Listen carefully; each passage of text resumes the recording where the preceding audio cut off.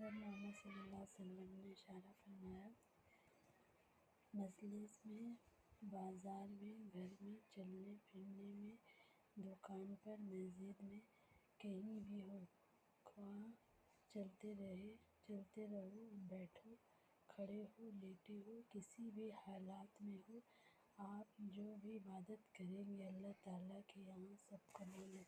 اللہ تعالیٰ اس کا ثواب وہاں پہنچاتا ہے۔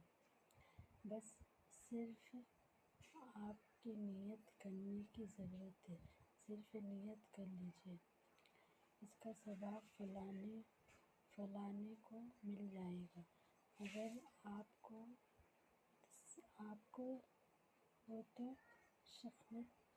مستقبت یہ بتا رہا ہوں، جب تک سب اٹھ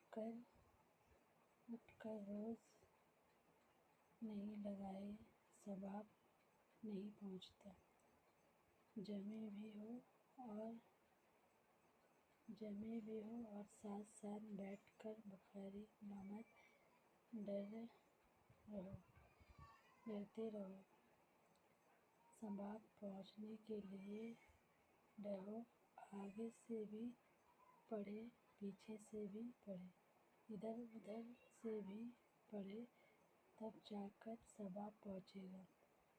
اللہ گواہ ہے، اللہ میاں کو پتہ نہیں چلتا کہ جب تک یہ پہنچانے والا ڈھونڈ نہ ہو ثواب نہیں ہوگا اور ثواب نہیں پہنچے گا۔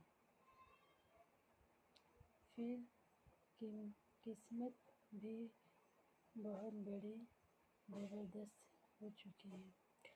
اللہ تعالیٰ پیٹ کے جہنم سے حفاظت فرمائے گا۔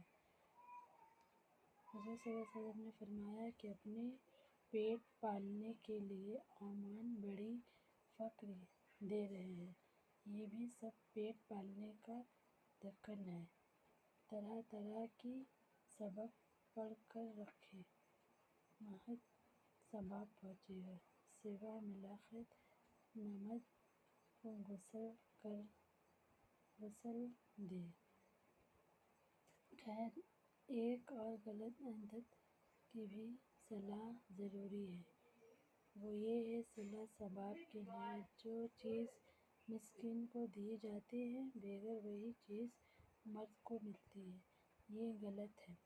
ایک مسئلہ اور کچھ کر لیجئے، جس خاندان میں صلہ ثواب کی قطع